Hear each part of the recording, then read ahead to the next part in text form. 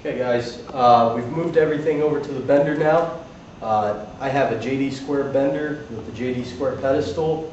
I actually use metalworking fluid as my lubrication fluid for the bending. I have a Medford Tools degree stop, so that whenever I'm bending stuff by myself, I can set the stop block and the light will tell me when I reach it.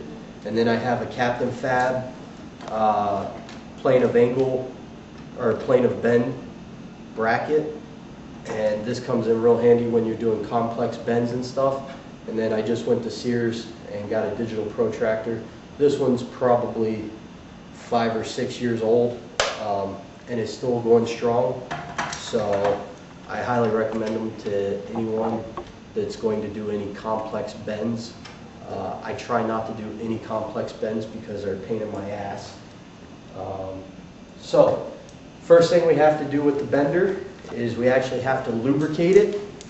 And to lubricate it, all we have to do is pull the arm out,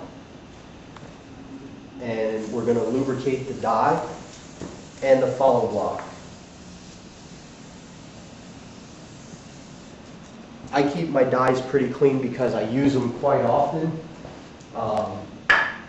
so I don't really have to worry too much about any stuff being in them.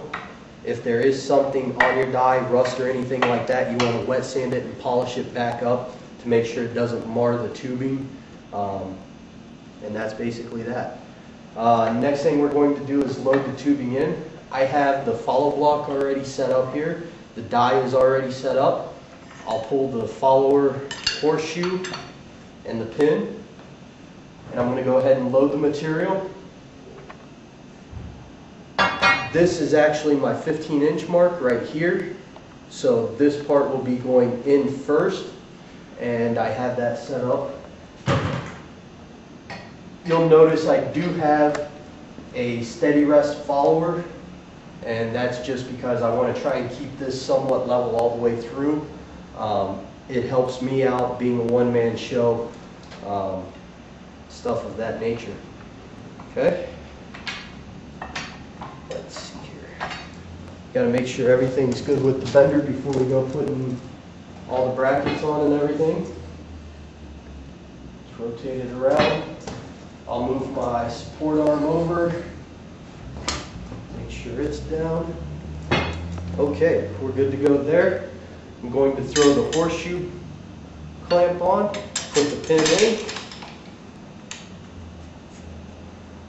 Now, I actually take and just hand tighten that whenever it comes time, but you want to make sure that it's loose for right now. What you want to do, my 15-inch mark is right back here behind the bender. I want to feed it in until that 15-inch mark begins at the beginning of the die. And it has to be halfway through that mark because that's how I measured it. So what I'll do is I'll actually use the front corner of the die as my indicator. I'll get it in, which it's pretty much right on. I'll tighten it down by hand right there. That's that. And now I'll go over to my wall, grab one of my little wrenches, and just give it a little turn for good measure. Okay, next thing you have to do, I have a degree bender, or a degree protractor on here. I'll set my 0 by putting a little bit of force on the tubing, rotate it, and tighten by hand so that the 0 of the protractor is there. I've already set my degree stop light at 30 degrees because that's what our angle is. Now I will have spring back that I'll have to account for. We'll go ahead, pull the pin, and get the cheater bar on the JD Square.